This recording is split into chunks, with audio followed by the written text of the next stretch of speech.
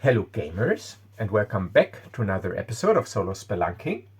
And today I would like to try something different. I would like to record basically the first video in a new format that I might do. So this is an experiment because as you know, my channel is an actual play channel. So 90% of my content is actual plays. It's me sitting down playing a game. But however, I have noticed, or it's pretty obvious, that the videos that are not actual play videos get a lot more views. So whenever I do some sort of like a tutorial or explanatory video or some sort of how-to video, I can definitely see an increase in views compared to my actual plays. And the actual plays, they tend to get less and less views as longer the story goes on. But that's all right, because like I've said many times, this is basically just a hobby for me and a creative outlet. I don't need to live off YouTube income, thankfully. So this is what this channel will be and will remain. It'll be an actual play channel. However, I'm still thinking about some more variety that I could add. So I was thinking about doing a series, or every once in a while an episode, that I call Tales from the Solo Journals. And this video will be the first video in this format. And what I will do in this video is I will basically do not really a recap, but a read through of my journal from a private game that I played off camera, with some explanations when I go through my journal, how I did certain things, so that first of all, of course, you also get to hear another solo gaming story, but also get some insight into my off-camera, everyday solo gaming process that might also be useful. So some sort of little tutorial mixed with not gameplay, because the game has already been played, but a little storytelling. So this is what this will be. The first video in this series, Tales of the Solo Journal, or Tales from the Solo Journals. But before I start, so I got my journal right here. I want to give a little pointer or hint, because some of you, thankfully, might have purchased one of my products that I have released on Drive-Thru RPG, and I recently updated a lot of my main PDF releases, like the Solo RPG Framework, Defenders of the Shadowlands, Stardark, Starnave, to make it easier to navigate. So what I did, and I'm stupid because I don't really know why I didn't do this before, but from this point on, all my further releases, even the ones that I do just as a hobby project that I link in my community tab or whatever, they will be easier to navigate because I just added a simple link to the table of content whenever you click on the page number. So I got the Starnave PDF right here. And so you have the table of content, and this table of content, of course, is linked. So if I want to get to the power using traditions, I just need to click there, and I am at the power using traditions. But now it would be a hassle if you had to scroll all the way back if you want to jump to a different section of the document. And now you can just click on the page number right here, bam, and you're back to the table of content. And honestly, I'm not really sure why I didn't think of this before. It is stupidly easy. It's just you mark this, you add a link to the table of content, and that's it. So I think this is a lot more convenient. So let's say sample starships, bam. No, I misclicked. because the sample starships here, sample starships. Now I'm in the sample starships section. Now I really need to get back, bam, and I want to check weapons, armor, and gear. And I'm in the weapon section, and bam, I'm back in the table of contents. So, yeah, I don't know why I did this before, but I updated my PDF. So, yeah, if you purchased one of these products and you haven't re-downloaded it, you could re-download an updated PDF, which is linked so that it is easier to navigate. All right, but that's that. I just wanted to show that to you and yeah, tell you that I'm an idiot because I didn't think of this earlier. Okay, so Tales from the Solo Journals. This is what this video is about. So this is one of my cheap journals that I use for my private off-camera games, and I went I did a video on my journals, so you can check this out. So here I was a little bit lazy. Usually, like I said, I set up the front and back cover with tables. So here I only have a species table for Star Wars and some NPC attitude tables, and in the back I got my usual generic point crawl travel map that I also did a video on how this works, and you find this also in the Star Nav supplement. So very crude setup for this journal. Here you see I did some calculations for armor parts. All right, so I will tell you now the short-lived story and adventure of Cane Ryder, which is another one of my generic Star Wars smugglers. And I used this game to test out a custom simple D20 system that I was writing up for myself. So I will just get into the story now. So as I usually do, I like to start in medias res. So we start on the planet Celtar, and as a generative resource, I always use my solo RPG framework and toolbox for space opera games. So we are on the planet Celtar. Our story starts. It is a low security system. And then what I usually do, so I put the planet name in the middle of the page, sort of, and double underline it so that when I flip through the journal, it is easier for me to spot on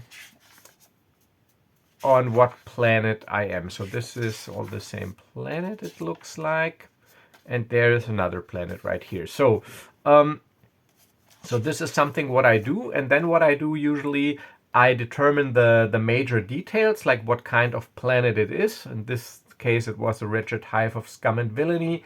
Then I think about how many major starport cities we have. I determine the terrain, and in this case, because it's a wretched hive of scum and villainy, I figured it would be good if there would be like a major criminal faction on this planet, and I came up with the Hutt clan Najira. And this X, as well as this underlining, just marks an important bit of information for me. So when I go through the journal, that some things just pop up. You could also use like a colored pencil or text marker, but I was too lazy in this case. So this is, and in this journal, you will see that out of character or generative information is just mixed with the gameplay information, but I think if I read through it, it'll be easy enough to distinguish between those. And sometimes, if it's like background information, I put OOC for out of character in the journal. So this is just for me as the GM, so that I can take this information into account when I generate encounters or stuff. All right, so I'm sitting in a secluded booth in a seedy cantina in the spaceport city of Tarsis. So, and I marked this with an X so that I remember the city name. And negotiate a smuggling job. A Rhodian and a Trandoshan sit across from me, unlikable characters. And I determined this randomly by rolling on the species chart in front of the book. The job seems simple enough. a load of biomaterial, they won't reveal more details, is to be delivered to a nearby system. And then here I determined randomly by my point crawl star chart, start and destination. So it goes from 4 to 2. So if you look here, you see it's very simple. From 4 to 2, it's 7 hours and no dangers like iron storms, pirates, whatever. So it's just a simple 7-hour trip, of course, multiplied by the hyperspace multiplier of the ship in the rule system I use. And here I put these OOC information because I actually wanted to know what the cargo is, and I determined this with my framework, and they are illegally harvested organs. So pretty nasty stuff, but I don't know this. My character does not know this. This is just for me, so if I would get maybe into a customs inspection and they actually would open the crates, I would know what is in there, and that might get me in trouble. So, but as far as my character, Cane Ryder, is concerned, it is just biomaterial. All right, I ask for 10,000, and I usually also underline the payment so that I remember, because usually they don't pay in advance what I am owed. And then the DC for the interaction check was 17. It's a standard D20 roll high at modifiers, and I got a +6 for my charisma and my interaction skill. Sometimes I record the rolls, sometimes I don't. So 12 + 6 I rolled in this case, 18. So I just put a check mark there. So I got the money. So, and so this is, of course, out of game information, but then we switch back to basically the journaling perspective. Much to my surprise, they agree and give me the coordinates to an old factory lot. I'm supposed to pick up the cargo there. Then again, I was asking half in advance, and I made this an even higher DC of 20, and I failed. So, and sometimes just to set the scene or add some atmosphere, I put a little direct speech in there. So here just put down, see you at the lot. I leave and head for my ship. So this is just for me to indicate, no, I don't get anything in advance. So basically you could imagine this, so how about a little advance? And they just go, see you at the lot. So basically they don't even bother to say no, they just tell me, we see you at the lot. I leave and head for my ship, and then encounter no, and I usually record time of day, and this is of course by my framework, so a low security system, so I roll 1d6. On a 1 or 2 there would have been an encounter, but in this case no. Then routine tasks, I just make a little short note. So here I just put down launch, head for coordinates, land, load cargo. So very simple, nothing is happening. Then I want to get some more details about the cargo. The canisters are sealed and cooled. The biohazard symbol, and you probably all know this is what we use in our world as well, is visible on the outside. I don't like that, but a deal is a deal, I suppose. Then again, switch to basically just gameplay information. Take off, head for jump point, no encounter, calculate route, jump. So in the journal, I switch between going into more details and just summarizing standard stuff. And for me, and I've said this many times before, for me, I need to put this down. So writing into the journal is my way of interacting with the game world when I play solo. Just imagining it in my mind doesn't work for me. It needs, or I need some form of permanency, or some sort of accountability. Permanency, accountability. So if it's in the journal, it happened, basically. Yeah. So here, this little calculation, 7 hours times 2, 14 hours, which means 2 checks every start at 10 hours, 1 check, usually on a 1 on a D10. 1 encounter, a distress call. Technical means technical difficulties. And then again, I switch to a little detail. I receive a panic distress call. A male voice, and I usually determine male or female always with just a die roll, and even is always female and odd is always male. A male voice reports that his ship started a 20-minute self-destruct countdown. If he can't stop it, he will have to leave the ship in an escape capsule. And just for me, I wrote down that it's a small tramp freighter. But in this case, I was a nasty spacer.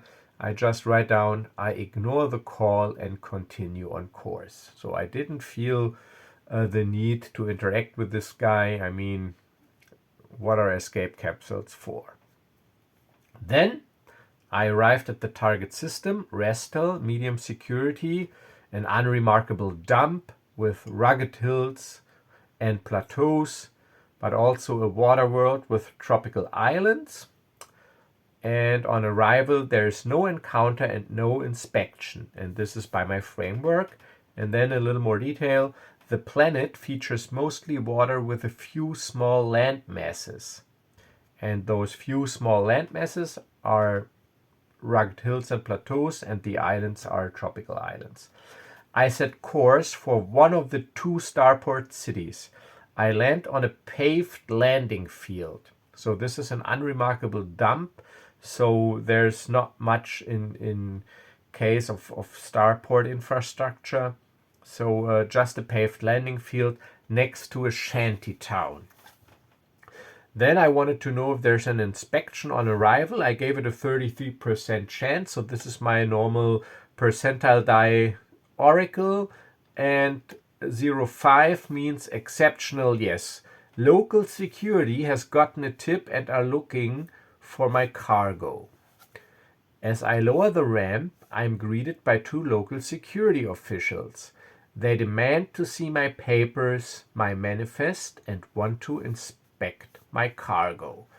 Then I wanted to see if maybe I have some sort of forged cargo manifest, and I figured only with a 25% chance, and no, and I rolled doubled, so I also rolled up a twist, or it was indicated that a twist occurs, which I then determined by my random idea generator, and I do this when it is fitting. So I usually resolve the scene first. So I hand over my papers, but make up an excuse for the missing manifest, asking if I could compensate with an administrative fee of 400 credits. So DC 17, so actually difficult, but I rolled a 19, so they agree and take the money. So basically a standard bribe. Have a nice day. And now I was thinking about the twist, and I rolled up the 3 words schematics, cityscape, and crime boss. And this OOC info from Twist for me as the background information. In the spaceport city of Restel Central, there is a gang war going on. A local crime boss wants to expand her territory.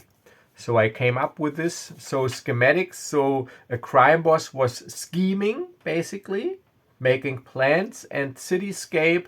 And this indicated to me that in the city there is like turmoil in the underworld. And the local crime boss, in this case female, wanted to expand her territory. This is just OOC. For me, it does not have any immediate impact on the story, but it's something to consider. I contact the buyer and inform them of my arrival. They direct me to a bar called Silence to discuss business. It is 2200 hours and already dark. No encounter. I meet up with them in the bar, which is rather unique because it features sound dampening booths. The buyers are 2 human females, very attractive. Yeah, and I usually do this because all my smuggler guys, they're also like, of course, ladies men and interested in the opposite sex. So I'm also always looking if there might be some romantic prospects here. So we talk business. They give me coordinates to an island in the southern hemisphere and want me to fly there tomorrow morning. And then I wanted to see if this twist impacts our story, so I was just asking the oracle if there's gang trouble. And the oracle said yes. And a male human and a female Zabrak appeared. So, two figures suddenly stepped towards our table, blasters drawn. We told you to stay out of here. Now we put you into the ground. So here I just wanted some action, some combat, no talking around. And usually when I play solo, the combat is theater of mind, and I make this little, you could call it combat protocol, where I go by alternating who goes when. And then I just make a plus for a successful attack, a circle for a missed attack, and here I just record hit points. And so I just go down from top to bottom. So my first attack was successful. I didn't know exactly, but I probably was attacking enemy 1. So those are those stats, just very simple stats.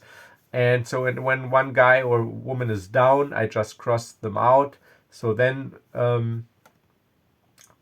but it was his turn, so because he got an attack in, so he was not immediately dead, so he was successful, so I also lost some hit points. So this is just how I run combats with this little protocol schematic thing, theater of mind, just recording.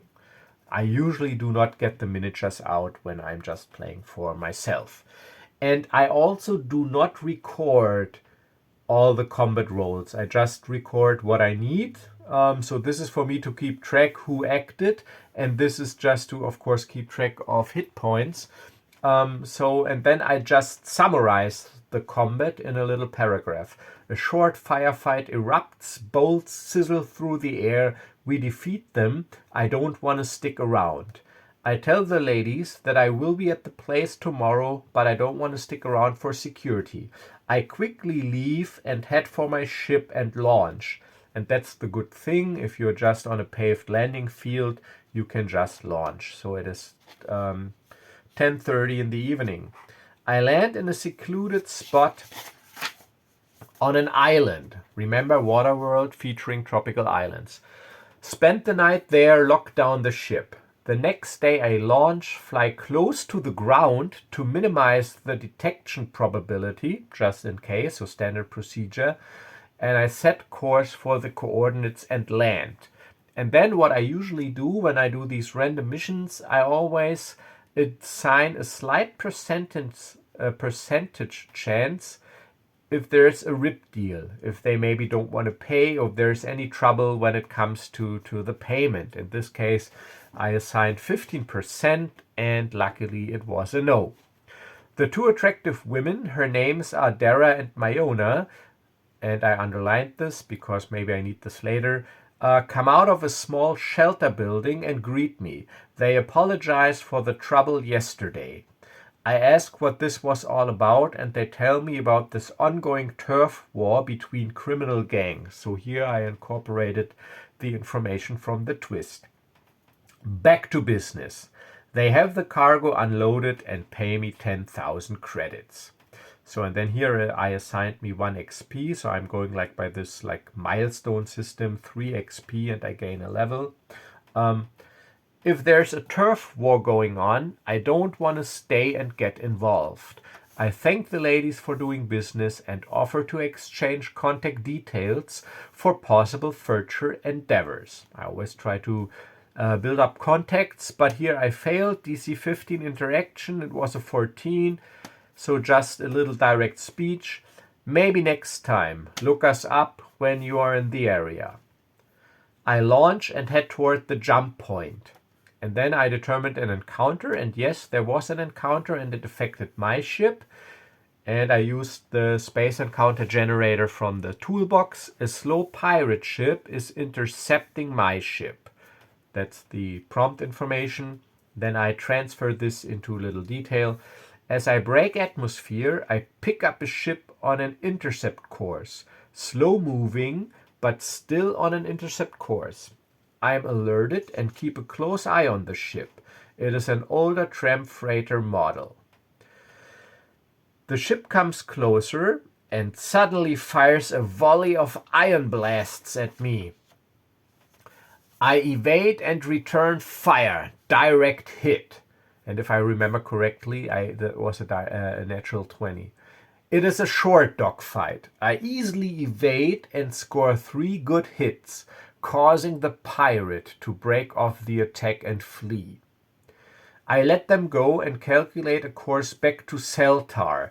And here I put page 1 in parentheses. So that was the first planet I started on. The thing just is, these cheap notebooks, they don't feature numbered pages, and I didn't number them manually, so this is basically useless in future documentation. But this is great if you have a numbered journal. You can just reference page numbers.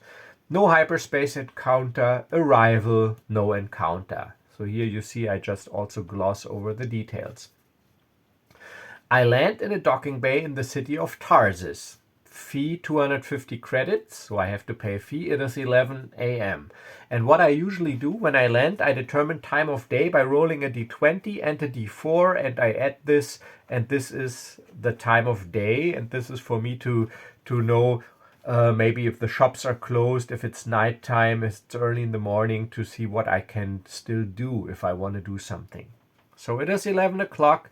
I go out to lunch, and then an encounter occurred by my framework. A human thief is killing me. That was the prompt. So attempts to kill me, of course. And I determined the level. And it doesn't matter what maybe it was a mix-up, maybe just a street robbery, whatever. The thing is, I'm attacked. So I came up with some stats, and then I put down some details. A cloaked figure is shadowing me. Pretty skillful, but I notice him. So again, I don't record my rolls, but I just transfer the outcomes into journal entries. He comes close and gets a vibroblade out, lunging forward, trying to stab me. I sidestep, get my blaster out and shoot. The assassin goes down. And I showed you this when I did this video on my journals. Every once in a while I leave a page empty. I just put down artwork. And then afterwards, when I'm done playing, so I don't disrupt my flow, I usually generate a fitting image and just glue it in there for atmosphere and make a little comment. So this basically was fitting to this scene. A cloaked assassin is shadowing Cane. This is just because I also like to play around with image generators. So to just make it a little more lively, every once in a while you will find some artwork in my journals. Here again, so I reserved 2 pages for artwork. Here I am in the casino, and this is what will happen here. So I don't stick around and head into a few side alleys to get some distance between the site of the struggle and myself. So I just wanted to keep a low profile. Then I go to lunch as if nothing happened, 11:30. The place I pick for lunch is called Wild Goose. I find a secluded booth and order the daily special. And then again, I checked by my framework if there are any rumors or encounters, but nothing happened. I am finished by 1300 hours. And now, because I got money in my pocket, I head for a casino, time for some gambling. I waged 2,000 and I lost with an epic fail. Lose. But I still got money left. I'm not ready to leave yet and buy myself into a high-stakes not really, because into a high-stakes sabak game for 5,000 credits. And here I actually liked what I did in my YouTube video when I was playing Season 2 of Adventures in the Kelder Sector. This where you had to do like 4 checks, and then so basically what I did here, I determined that I had to make a total of 4 players, and every player got 4 rolls. and the highest total. So I was just adding all the rolls. So d20 plus modifier, and these are the modifiers. So one guy had +3, 2 plus 0, and I had +2. And I determined this randomly, I think with 1d3 or 1d4 minus 1, I think. I determined the modifiers of my opponents. And then we each got 4 d20 rolls with our modifiers added, and I just added them, and the highest total wins. So, and this was pretty fun. I did this on scrap paper. So it is an intense game, but I soon realized that I am not in any danger of losing. So I actually had a couple of good rolls. I win the game and the entire pot. So everybody paid 5,000, so 3 other players. So actually I got 15,000 credits, and now I was at 22,850 credits. And it is 1800 hours, 6 p.m. I quickly head back towards my ship. Encounter, no encounter, lock down the ship, rest, check datanet for mechanics. Of course, I want to invest the money in my ship. Next day, contact a few mechanics and ask about possible modifications. Wartosh, a male Wookiee tech, is coming over to my bay to talk business. I want to upgrade my turret to a quad laser turret and boost my maneuvering thrusters. So that's a total of 8 plus 12,000.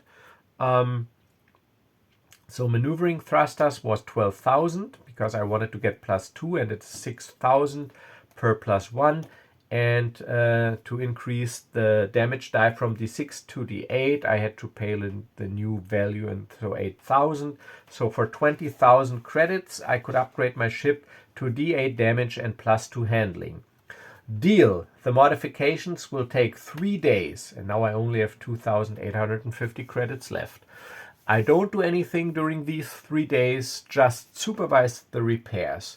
The tech reminds me that actually I need a permit for the quad laser turret, and I marked this to keep it in mind for possible inspections. I just nod and pay him in cash after I inspected the work. I need money now and head back into town, into the cantina where I took the job from the Rhodian and Trandoshan, so at the very beginning. No encounter, the pair is present. I check this with an oracle roll. I approach them and tell them that I completed the job, and I ask them if they got anything for me. Here I had to make another interaction check, and it was successful. Yes, they do. Stolen military gear to a slaver ring run by Rhodians. So this was generated with my framework. They tell me that I need someone to transport surplus military gear to a Rhodian. And I like to add these little flourishes. Surplus military gear. The cargo shipment consists of rifles, armor, and grenades. The papers got lost. Then again, I determined the destination with this point traveling 3 to 5. I want 10,000 just like last time. Again, I made a check. Successful, half in advance, no.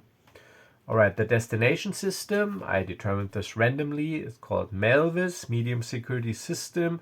Also an unremarkable dump with plains and grasslands and towering mountain range. Sounds like a simple run. I accept. The pickup location is the same old factory lot like last time. So this is like their base of operations. And the cantina is called Delving Deeper. I get a com code that I should contact after arrival and head back to the ship to pick up the cargo. Again, no encounter, launch, head for pickup, load cargo, launch into space. But then an encounter occurred by my framework, and it affected or involves my ship. And this was suddenly, I think it's strange how sometimes these random things just fit the story. So a damaged corporate shuttle chasing my ship was the encounter I generated.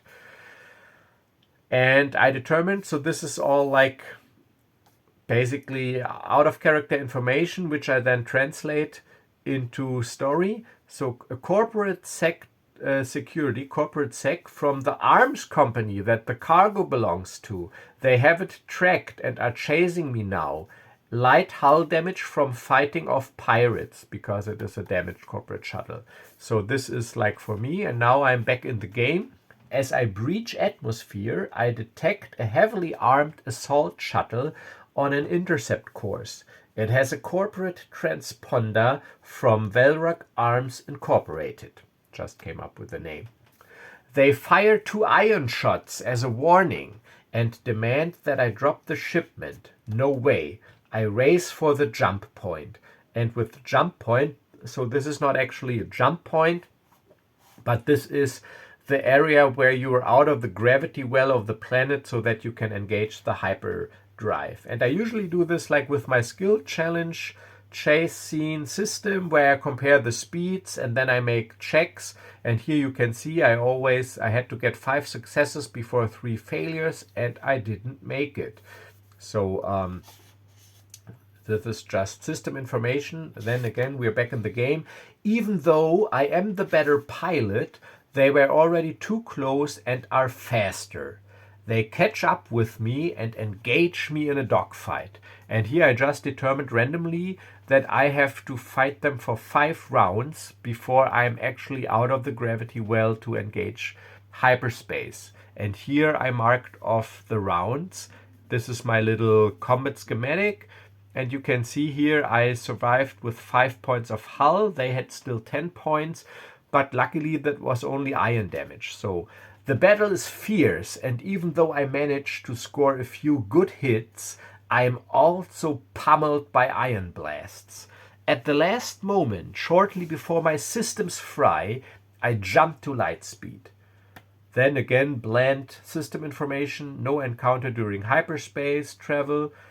And then an oracle question: are the corporates, waiting for me? Because now I have determined that there's some sort of tracking beacon. So I gave it a high chance, 80%, and it even was an exceptional yes. They are with reinforcements because of the tracking beacon, didn't remember to check it. So of course it never occurred to me in game to maybe check those crates for hidden tracking devices.